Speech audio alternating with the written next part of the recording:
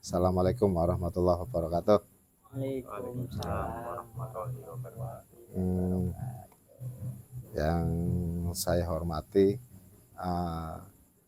semua Sutrisna Tosan Aji dimanapun berada, semua senior perkerisan, semua yang dituakan, dan semua yang saya hormati rekan-rekan paguyuban Tosan Aji di Nusantara ini. Perkenalkan, saya Budi Susanto, saya dari pegiat Tosan Aji di wilayah Tlatah Tegal. Selain penggiat, saya juga berprofesi di abdi negara di yang disebutkan Mas Wildan tadi di Polres Tegal. Lebih spesifikasinya itu bekerja di Polsek Bumi Jawa di SPKT. Pertama-tama marilah kita panjatkan puja dan puji syukur kehadirat Allah Subhanahu wa taala, di mana karena rahmat beliau malam hari ini kita bisa belajar bersama tentang keris. Selanjutnya sholawat serta salam tak henti-hentinya marilah kita panjatkan kehadirat beliau Nabiullah Agung Nabi Muhammad SAW. Mudah-mudahan kita semua mendapatkan syafaatnya kelak. Amin, amin. Malam hari ini seperti malam-malam sebelumnya, kita akan membahas sebuah keris ataupun pusaka, mengenal lebih dekat tentang keris. Makna dari pusaka atau keris dalam serat Bajra sendiri disebutkan, iki denya kang sastra sinandi yen tasira anggaduh pusaka usi aji sawarnane dapur kang mengkututur kekarepan sak jroning urip pamor mungguhe donga maring Gusti kang linuhung tuhu kebak ing sasmita mara sira yuwata kendat harmasudi kongsi dadi pepadang, yang artinya kurang lebih seperti ini. Inilah yang disebut sastra tersandi. Jika engkau dianugerahi kesempatan merawat pusaka, Tosan Aji, dan yang sejenisnya, perhatikanlah dapur dengan segala ricikannya yang mengandung nasihat atas berbagai keinginan nafsu dalam kehidupan. Adapun pamor sebagai lambang doa, pengharapan yang tak henti-henti kepada Gusti Allah yang Maha Tinggi, benar-benar penuh dengan tanda-tanda untuk difahami maknanya. Maka janganlah berhenti engkau mengolah budi, memperbaiki diri dari pesan-pesannya, hingga jadilah ia penerang jalan kehidupan. Dari makna pusaka di atas, makna Tosan Aji di atas, bisa disimpulkan bahwa pusaka itu syarat dengan ilmu, karena akan menjadi pepadang, akan madangi. Karena jelas al ilmu nurun, ilmu itu adalah cahaya. Dalam sebilah pusaka atau dalam hal ini keris ya. Keris. Itu ada 3 bagian besar dalam keris. 3 bagian keris ini saya ambil yang sudah dibuka ya, yang masih masih bilah, ini masih bilahan. Silakan dibuka sendiri-sendiri, enggak apa-apa. Kalau pirsani nggih. Nggih. Nah, 3 bagian dalam pusaka ini, yang pertama adalah pesi. Pesi. Pesi ini. Ini pesi. Terus ganja, gonja atau gonjo. Seperti ini ya. Ini ganja. Yang berikutnya itu bilah, Ini 3 bagian besarnya. 3 bagian besar. Ah, Nah, dalam besi ini tentunya juga ada ricikan ataupun bagian dari besi itu sendiri ya. Ada pangkal besi, ada batang besi. Nah, dalam pangkal besi sendiri itu ada yang ngapunten, ada yang bolong, semacam ada yang buat masang jarum itu ya, kayak jarum itu buat jahit itu kan ada yang bolong. Terus ada yang besi melintir, baik melintirnya ke kanan ataupun ke kiri itu ada. Ada juga yang polos, yang lurus, yang biasa. Oh, Jadi besi itu juga model-model. iya iya iya. Berikutnya kita akan nyoba masuk ke ganja. Ganja. Ganja, gonja ataupun gonjo. Dalam gonjo sendiri ada wuwungan gonjo. Kalau dibalik wuwungan Kalau atas, dibalik atas ya, wow. wuwungan gonjo. Di wuwungan gonjo tersebut bisa dilihat ada kepala gonjo yang paling pucuk, kepala gonjo. Ada gulu gonjo, Hulu, leher, leher.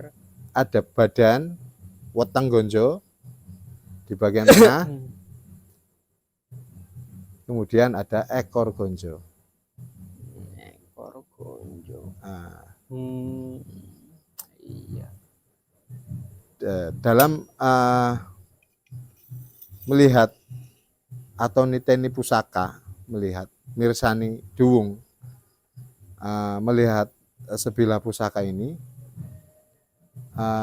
yang perlu diperhatikan adalah jam terbang, tapi juga harus niteni, ilmu titen. Ya, masalahnya seperti ini. Ketika ganja itu masih original, ini biasanya bisa diketahui ketika melihat wuwungan ganja. Ketika di sirah, gulu ataupun weteng gonjo, ini kita bisa memastikan ataupun istilahnya mengira-ngira bahwa pusaka ini lurus atau low. Itu bisa. Dari sini bisa kelihatan. Dari wuwungan ganja bisa kelihatan. Nah, salah satu mengidentifikasi tangguh, nanti masih jauh. Iya, tangguh itu estimasi waktu. Estimasi dibikinnya. Itu juga salah satunya niteni wuwungan gonjo, bentuk wuwungan gonjo. Nah, kalau dibalik ini di atas namanya lungguhan. Dudukannya gonjo. Bila ke ganja itu namanya dudukan.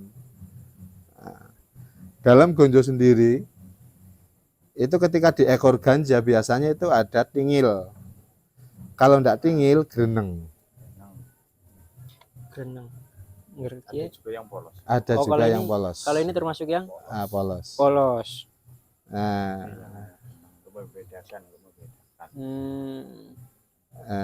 Nah, di ekor ganja sendiri itu ganja ada modelnya juga, ada yang lurus, ada yang wilut, ada yang kelap lintah.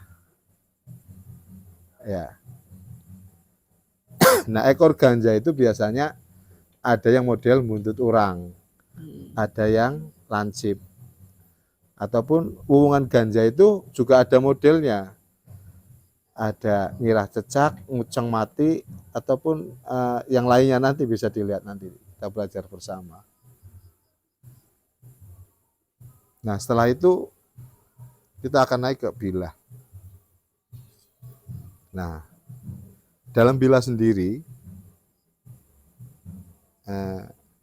itu dibagi menjadi 3 juga. Bilah ada 3 bagian. Iya, sorsoran. Nah nanti sorsoran itu juga menyangkut tentang ganja juga. Ya, sorsoran, terus badan bilah,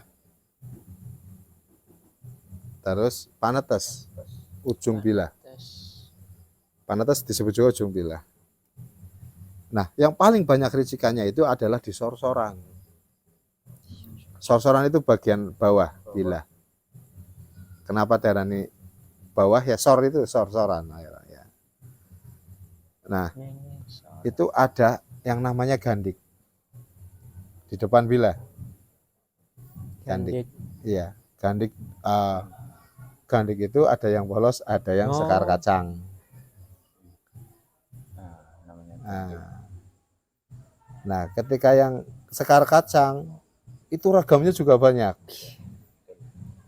Ada yang sekar kacang gelung wayang, ada yang sekar kacang nyambah, ada yang sekar kacang pogok, terus ada yang nguku bima, dan ada juga sekar kacang yang pugut.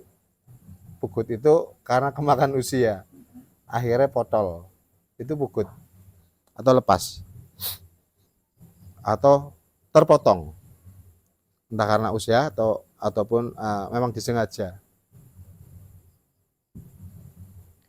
Nah, kemudian ada pejetan di Pejetan ini ya. belakang Oke. gandik, yang seolah-olah ini pas untuk ketika dipejet. Iya. Dan ini memiliki filosofi dan makna sendiri-sendiri setiap ricikan itu. Nah, di atasnya pejetan itu ada sogokan. Sogokan itu ada dua, ada yang depan, ada yang belakang. Ada juga yang rangkep, yang depan belakang. Sogokan. Kemudian ada serawean, ada gusen,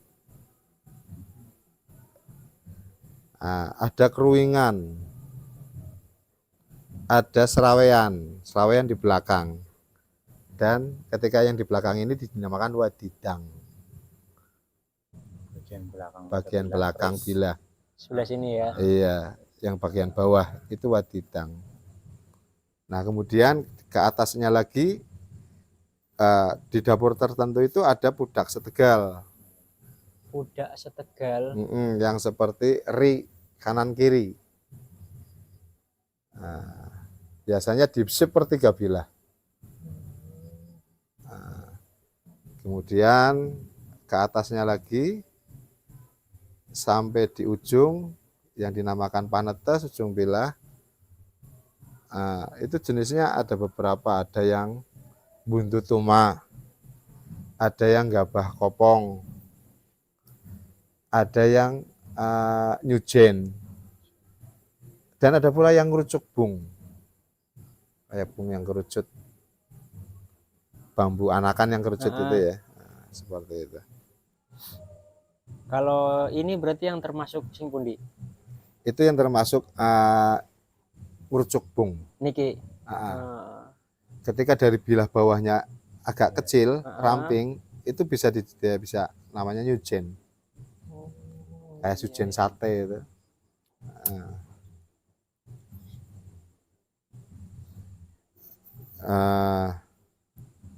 Dari beberapa ricikan ini itu juga nanti yang akan mengidentifikasi keris itu menjadi nama dapur. Misalnya ketika bilahnya itu lurus, terus ngadal meteng ataupun ngada-ada, iya, itu biasanya dapurnya jalak. Dan dapur jalak pun banyak sekali. Variannya macam-macam ya. Iya. Nanti kita kupas pelan-pelan. Alon-alon. Iya. Alon-alon. Nah, dari beberapa bagian keris ini mungkin ada yang ditanyakan, monggo dari Mas Wildan ataupun dari yang lain, silakan. Nggih. Niki yang mau saya tanyakan niki wau dari ngeten Pak Budi. Di belakangnya pejetan nggih. Pejetan terus kan wonten napa terusnya? Sogokan. Sogokan depan dan belakang. Depan berarti maksudnya niki? Iya. Nah, lihatnya yang agak komplit. Misalnya yang ini nih. Ini ya. Iya. Sokan depan berarti yang persis di atasnya pejetan. Oh, Nah, ini sokan yang belakang. istilahnya setelah garis tengah nanti gue ya. Itu namanya Setelah puyuhan. tengah-tengah ya. Iya. Oh, Tengahnya sokokan itu namanya puyuhan. puyuhan. Di bawah puyuhan itu bawang sebungkul. Yo, oh, pirang-pirang temen. Iya. Ya, oh. Jadi padahal sak menten nggih. Padahal cuma segini ya. Iya. Ngapunten ya, padahal cuma segini. Tapi ternyata memuat atau mengandung ragam atau sedetail niku nama-namanya gitu ya. Iya. Bagian-bagiannya nggih. Bagian mempunyai nama dalam Setiap bagian punya namanya sendiri dan otomatis punya filosofi dan maknanya. Iya, betul. Jambak. Arti sendiri-sendiri. Iya. Dan maknanya niku juga semua kembali ke apa tadi yang kata jenengan dapur mangku Karep. dapur mangku karep. Iya. Dapur mangku karep. Sementara Pamor bagi pamor mungguhe donga. mungguhing donga. Iya, tempatnya doa ya. Tempatnya doa. Terkandung doa dalam pamor itu. Iya. Wesi nggawa watak. Wesi nggawa watak, sebagaimana besi wataknya itu keras. Iya, berkarakter. Iya. Berkarakter. Tapi juga lihat juga. karena pada setiap era itu kan beda-beda, ada yang besinya besi apa gerasa, ada yang karakternya domawur ya Pak, ada yang halus, sangat halus sekali itu ada. Nah, dalam pemilihan material dalam sebilah pusaka itu juga diperhatikan sekali. Betul. Tentang kualitas, baik itu kualitas baja, steel, kualitas besi, bahan besi, ataupun kualitas pamor. Gitu. Nanti akan juga terlihat di situ ketika keris-keris yang bagus itu pasti diciptakan oleh ampu-ampu yang bagus juga, linui. Dan untuk orang yang bagus juga, seperti itu kurang lebihnya. Biasanya juga unggul di material, iya. Pasti. Yang terutama kita lihat dari rincikan dan garap menandakan keris itu keris Spesial. bagus, bagus untuk orang yang bagus, seperti itu kurang lebihnya. Oh iya, masalah terapan pamor Pak Budi, sedikit tanya antara pamor apa estimasi ya, pamor wetan sama pamor Brangkulon, katanya itu antara perbedaannya itu yang jelas terlihat di mana ciri, kan semuanya mempunyai ciri ya. Amatur suwun Mas Gojen ya, ciri-ciri pamor okay. Kulon sama wetan ya. Perlu diketahui ya rekan-rekan ya. Jenis pamor itu ada dua ya, dalam hal pembuatannya. Berarti menetapkan pamor dalam sebilah pusaka ataupun sebilah keris itu ada dua cara, dua teknik ya. Satu, pamor itu dibikin memang itu sesuai dengan perencanaan dari sang empu, itu dinamakan pamor rekan. Yang berikutnya adalah pamor tiban. Jadi pamor memang yang dibikin ketika itu sang empu hanya meminta seanugerah dari Gusti, tapi dia hanya berdoa. Pamor yang dibikin secara tidak sengaja, secara kurang lebihnya seperti itu. Jadi bisa diketahui ketika pamor rekan, itu pamor yang memang di sini mungkin kerumitannya agak tinggi. Iya. Nggak sembarang orang bisa begitu otomatis ya. Sembarang empu tidak sembarang empu ya, tidak Tidak bisa sembarang membuat empu. iya.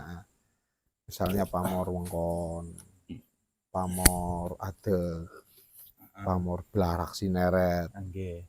pamor Buntel nagarangsa, mayit, heeh. buntel mayit. Buntel mayit. Ada Iya. pamor buntel mayit itu kan. Terus ya jenis-jenis pamor miring ya, Pak. Jenis-jenis pamor miring. Nah, untuk membedakan ya antara pamor pusaka yang khas dari Kulon ataupun kerajaan-kerajaan di wilayah Kulon ya, seperti Galuh, Pajajaran, bahkan Cirebon itu ya. Di pamornya itu biasanya tidak terlalu mencolok di pamor kalau Brangkulon. Kalau di Brangwetan itu agak lebih mengkilap tampilannya, lebih kelihatan lebih mencolok. Itu juga terlihat dalam salah satu ricikannya ya, mungkin di pejetan, di sokokan ataupun di look. Ketika di Brangwetan itu agak lebih jelas, looknya lebih kelihatan, nampak dibandingkan dengan keris-keris yang di Kulon. Ini bicara lazim. Betul. Memang ada juga keris-keris yang Kulon itu ada yang di Cirebon juga ada yang pusaka-pusaka yang luar biasa ya, yang itu juga materialnya cakep, pamornya juga atraksi, Pak, mempunyai atraksi itu kan. Atraksi pamor. Bisa nginden, bisa ngelip. Ada juga, ataupun di material steel bajanya ataupun di material besinya. Ada juga yang luar biasa. Itu misalnya di Tangguh-Tangguh Banten, misalnya di Tangguh-Tangguh Kulon juga. Nanti kita belajar bareng dan mungkin akan lebih kita bisa mengenal tentang Tangguh-Tangguh Kulon. Mungkin juga kita akan belajar dengan rekan-rekan Sutrisatya Aji yang berada di wilayah Kulon sendiri ya. Karena memang di sini kita juga masih dalam tahap belajar ya. Jadi mohon maaf pada seluruh Sutrisatya Aji apabila ada perbedaan, ada mungkin kekeliruan, ya mohon dimaafkan. Itu juga merupakan hasanah dalam pembelajaran Tosan Aji, ataupun hasanah dalam menuntut ilmu. Ya, karena seyogyanya kebenaran yang hak, yang mutlak, yang hakiki itu yang dari Gusti Pangeran. Iya. Apalagi kan kita kan hanya menebak estimasi, perkiraan. Betul. Tidak hidup di masa itu. Kan seperti itu, kurang lebihnya seperti itu. Dan uniknya untuk wilayah Tegal sendiri itu kan banyak sekali pertemuan-pertemuan ataupun bertemunya kebudayaan dari Brangwetan dan Brangkulon. Ya, betul. Jadi ketika pada era Mataram, terutama Mataram Sultan Agung ya, yang ketika itu mempersiapkan invasi ke wilayah Batavia pada saat itu menjadikan Tegal itu lumbung padi, lumbung pangan, persiapan untuk logistik ya, bagi pasukan-pasukan yang memang disiapkan untuk menginvasi ke wilayah barat. Jadi di sini akan bertemunya sosial budaya dari dua blok ya, barat dua dan penjuru. timur. Bisa dikatakan dua penjuru ya. Karena letak Tegal sendiri yang bisa dibilang strategis. Iya, betul sekali. Dan bahkan dulu leluhur Tegal itu ada yang dapat dawuh pertama itu yang salah satunya Ki Gede Subayu itu mendapat dawuh datang ke Tegal itu untuk natani pengairan Makanya dikatakan Ki Gede Sebayu itu. Jadi untuk natani perairan karena nanti disiapkan untuk menjadi lumbung padi. Menjadi logistik terbesar, logistik besar. Nah, seperti itu. Jadi asal-usul Tegal dalam era Mataram mungkin seperti itu ya. Jadi banyak juga ketika rekan-rekan Sutisna Tosan Ajian di Tegal itu menemukan pusaka yang lokasi di Tegal sendiri itu memiliki corak ada yang dari Mataram, dari Mojopahit, bahkan dari era sebelumnya itu, ini di Singosari, di era Kalingga itu. Dan banyak juga ditemukan pusaka-pusaka yang bercengkok kulon, bercengkok kulon, ataupun bergaya memiliki langgam pasikutan. Itu pusaka-pusaka dari Brangkulon, dari Cirebon, Pajajaran, ataupun dari Galuh sendiri. Nah, itu memang menandakan bahwa Tegal kaya akan budaya. Jadi ketika budaya di Tegal itu akan dihiasi kulonane anak, petanane anak itu. Iya, makanya orang-orang Tegal sendiri kreatif ya. Ya. Karena ya udah dimanjakan sama budaya istilahnya kan. Iya, budaya dari timurnya juga ada, Ada. dari baratnya juga ada, udah dimanjakan kita iya, kan. iya. Hari-hari ini kitanya aja nih mau bagaimana ini Iya. anak-anak muda masih kecil. Pokoknya gue mikir anak-anak muda jahisin mulanya ya, Iya. mulanan kayak gie. Dan kembali ke pusaka ya, Tegal juga memiliki gagrak ataupun memiliki langgam. Di Warangka dan di Hendel. Bentar Pak Budi, Gagrak Tegalan. motong pembicaraan. Boleh tunjukkan model-model. Nah, Bukan ciri lah, kita ciri ya. Ciri Iya. estimasi yang katanya Gagrak Tegal ya. Gagrak Tegal. Seperti pembahasan pada episode kemarin, ya kan? Katanya mau bahas tentang Rojomolo. Gagrak Tegal. Nah, ini pas kebetulan ada ini pusakanya, salah satunya ada ini. Kayaknya mancing-mancing dan pusakanya di. Iya. Di sini. Ya oke. Ini pemirsa ya, bisa dipirsani, bisa dilihat. Ini salah satu pusaka dengan gagrak Tegal, dengan perahu rikat. Saya ngomong perahu kandas, kayaknya kandasnya sih ngorapik ya. Perahu rikat ya. Perahu rikat dengan didiran Rojomolo. Dan ini Rojomolone ngapunten agak kaku ya. Memang ini ndegleng, tapi untuk hidungnya besar, lebih besar dari biasanya. Iya. Rojomolo. Di Tegal sendiri dijuluki Tegal Bahari. Niki, Chris niki. Enggak. Sekarang ini kan Tegal Bahari. Iya. Tegal Bahari. Itu mungkin salah satunya sejarahnya memang dahulu itu nenek dan kakek moyang kita itu senang nelayan ya, senang berlabuh ataupun senang menggunakan perahu. Karena memang Tegal itu punya pelabuhan, punya pantai, punya laut. Nah, sedangkan Rojomolo ini yang saya tahu, setahu saya ini merupakan salah satu anak dari, kalau tidak salah ini Bimaruci. Salah satu anak dari Bimaruci dengan seekor naga ya. Naga yang di laut itu. Jadi dulu itu perahu pasukan Tegal, pasukan Mataram yang di Tegal ini memiliki armada perang atau memiliki ciri khas di perahunya ini Rojomolo di depannya. Di depan kapal ya Pak. Depan kapal. Identitas gitu ya. Kalau ini kapalnya Rojomolo Mataram Tegal itu. Tlatah Tegal sendiri.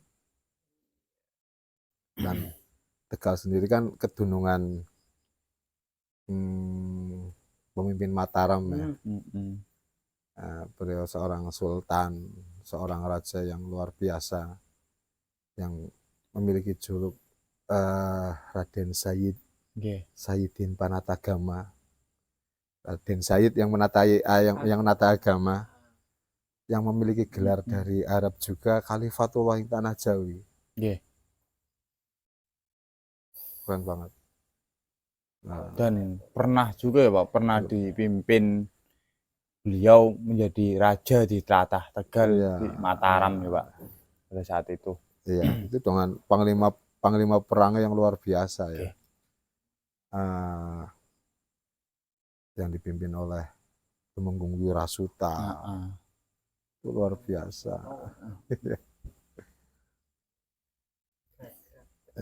Nah, ini kita coba juga buka isinya ya. Nah, itu yang saya harapkan.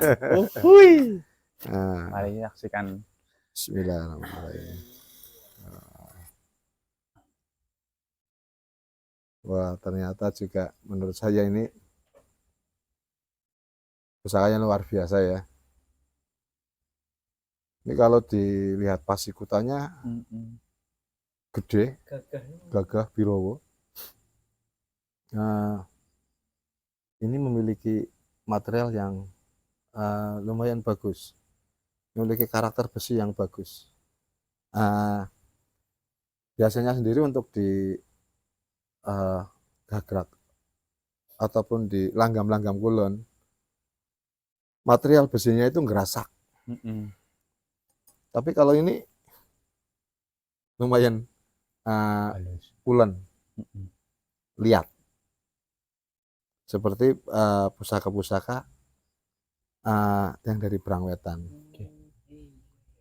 Cuma kalau melihat dari perawakannya, pasikutannya itu birowo, besar, gagah ya.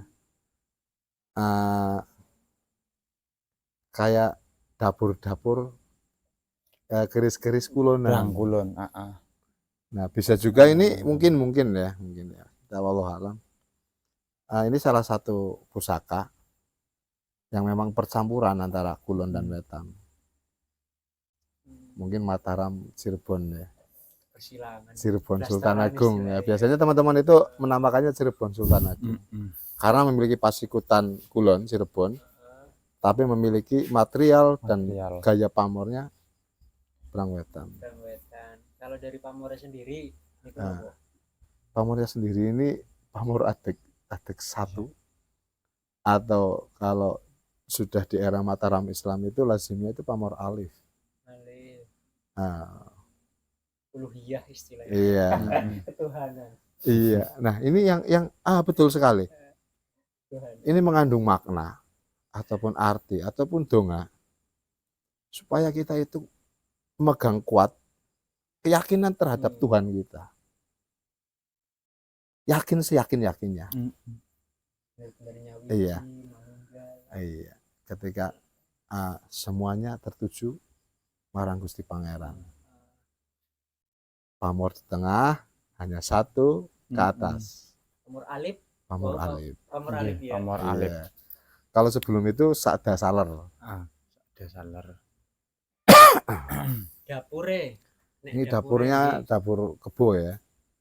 Kebo Lajer. Iya. Kalau kemarin itu kebo punya makna apa? Kepandaian.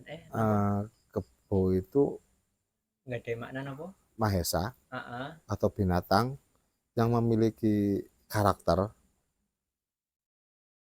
Dia memiliki tenaga yang kuat. Pekerja keras.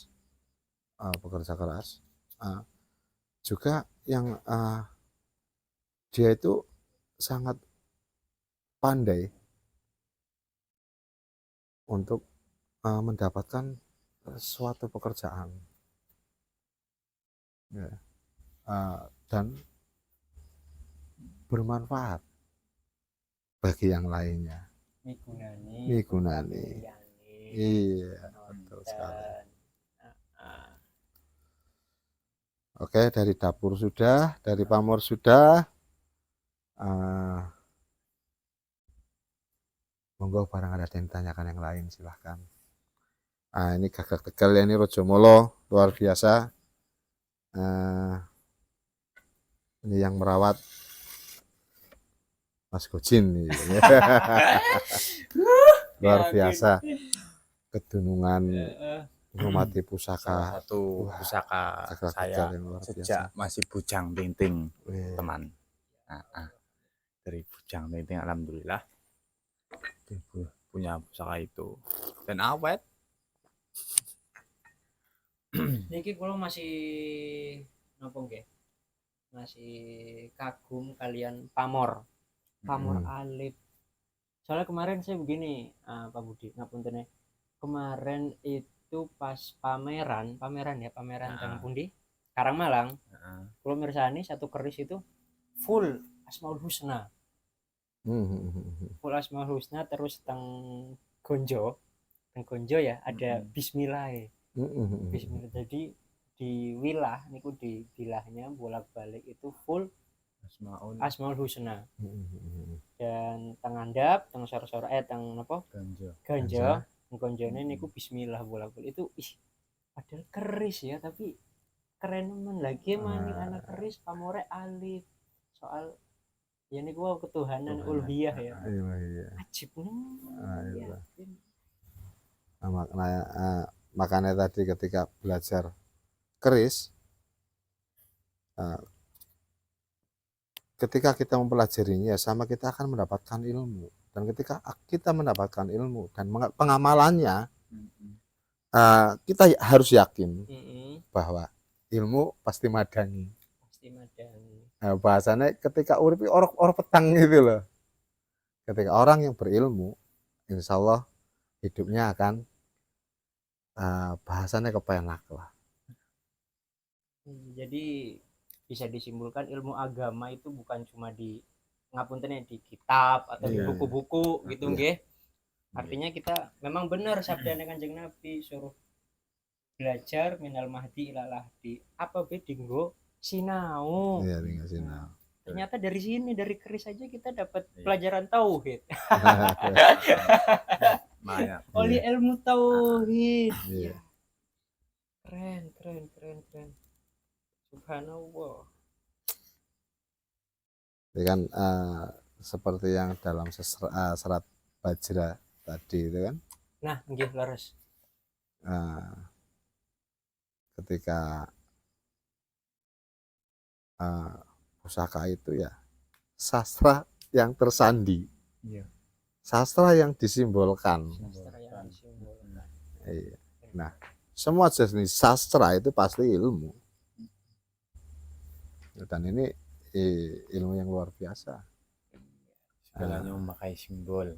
Iya. Jadi ketika ngapunten ya, ketika ada orang-orang mengatakan keris itu syirik,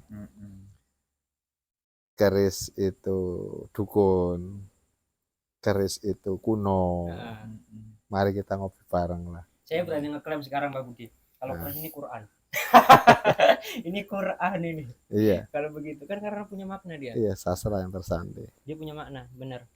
Dia Quran, dia bisa terbaca maknanya oleh siapapun yang mempelajari. Asalkan mau. Jangan apa sih istilahnya ya? Belum apa-apa udah antipati. Gitu. Iya, udah sirik, musyrik. Kemakan dokter sakit. Waduh diobati. Ya. Nah ya untuk ketika pusaka itu kan akan kalah dengan korosinya pusaka itu sendiri. Ketika tidak dirawat ya dengan baik. Sama halnya kita, sehebat apapun kita akan kalahnya dengan nafsu kita sendiri. Dan itu lawan paling berat itu adalah diri kita sendiri. Iya. Sama.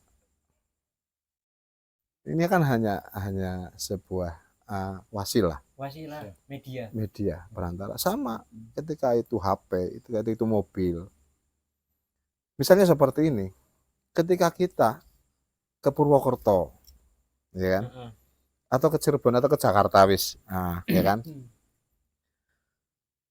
ketika berjalan kaki nyampe ya kan, tapi akan lebih efisien ketika pakai Bawa mobil, betul. iya kan? Mm. Nah, ngapunten, kayak bicara mobil ya. Akan lebih enak lagi ketika mobil itu mobil sing esih komplit. Bannya anak, Orang mobil akinya anak, ratingnya anak, ya, Setirnya ya setirnya anak. Iya nek nang setir angel. Iya. Oh, Makanya tali. dalam ngapunten, satu-satu aja ngapunten. Ketika kita mau merumat pusaka, ya pilihlah yang baik. Pilihlah yang masih komplit. Masih di sini bisa dibaca filosofinya. Jadi itu akan istilahnya menambah pengetahuan kita tentang filosofi ataupun mau dapur mangku karep. Ketika pamore jelas, pamor mungguhe dunyo. Mungguhe dungo. Iya kan? Mesti nggawa watak. Iya. Jadi nanti ada ilmu titen lagi seperti ini, Mas. Ngapurane ya. Ketika di era-era tertentu ataupun di pamor-pamor tertentu menggunakan besi pulosani misalnya yang memiliki karakter seperti ini. Ada yang menggunakan besi karangkijang yang memiliki karakter tersendiri ya. Karakter ini. Leluhur kita sudah bisa menentukan itu, apa ndak hebat. Kan keren. Misalnya besi luwu, besi apa itu kan. Nanti kita belajar sama-sama tentang besi. Ya kan? Dan karakternya. Jadi kamu tidak sembarangan ketika membuat pusaka. Misalnya pusaka dengan doa dan harapan kewibawaan misalnya. Itu akan dipilihkan besi yang membawa karakter-karakter yang wibawa juga. Orang janji juga. Iya. Begitupun di pamor ya, Pak. Begitupun di pamornya nanti. Ataupun penggunaan kolaborasi dari pamor dan besinya. Itu sangat keren sekali. Jadi bahasanya ngapunten ya. Ketika memang sama-sama bis. Iya kan? Tapi kalau kita mau memahar, kita bisa memilih. Iya kan? Bisa sing turbo, apa sing bisa sing obrok-obrok, sing lakas tire, apa sing lakas remeh, apa sing. Nah itu. Karena semua digunakan untuk wasilah. Buat wasilah. Iya kan? Jadi rekan-rekan Sutrisna atau Sanaji,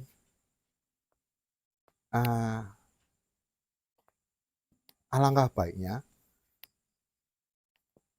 di tempat lingkungan manapun berada itu edukasi, belajar dan belajar bersama.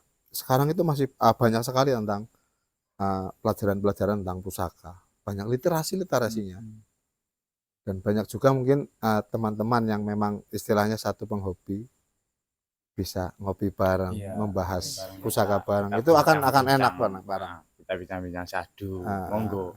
Dan bukan hanya tentang ngapunten, hanya tentang sosial ekonominya, sehingga kita lupa akan nilai-nilai adiluhungnya, nilai-nilai luhurnya itu loh. Justru yang harus kita dapatkan di sini kan itunya, nilai-nilai luhurnya. Kenapa keris di Jawa itu, keris of Java itu mendapatkan penghargaan sebagai warisan dunia? Non bendawi. Itu non bendawi. Dinilai-nilai luhurnya. Walaupun memang ya harus ada wujudnya kan. Tapi setelah wujud itu kan iya. Jadi ketika kita meninggalkan budaya, sosial ekonomi, sosial politik, atau sosial yang lainnya, itu akan mengikuti. Yakin aja itu, yakin. Karena di sini nilai luhur ada ketuhanan. Tauhid, ilmu tauhid. Iya, ada di sini hubungan dengan manusia. Iya, misalnya ketika makna dari sekar kacang. Ketika kita di depan, ya lebih baiknya itu nunduk, Tumungkul. tumungkul, anda pasor, Iya. unggah-ungguh, Itu sekar kacang. sekar kacang. Oh, gitu. Nggak lungker. Iya. Dan ketika dihandle pun seperti itu. Iya. Nah, misalnya seperti ini nih. Ketika dilihat seperti ini, ya, ini diibaratkan adalah perahu. Ini yang menahkodai ataupun orangnya yang menunggangi perahu. Ya orangnya pasti tumungkul. Dan di jenis keris apapun itu tumungkul. Iya.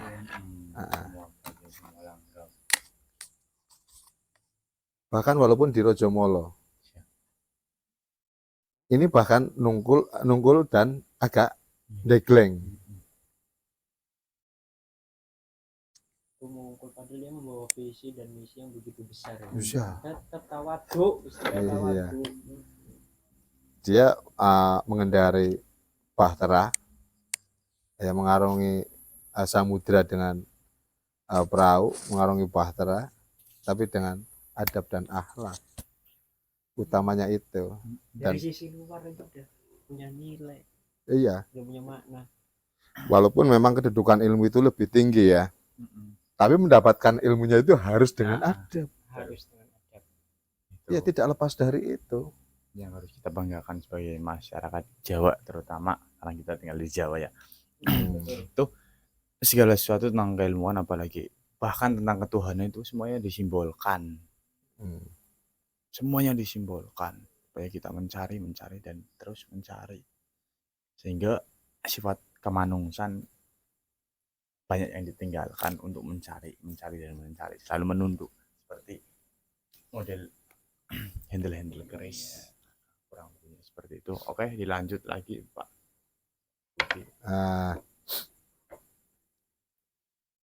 Tadi ya dibahas tentang dapur mangkuk karep gitu ya. Dapur mangkuk karep, nah itu salah satu juga seperti ini.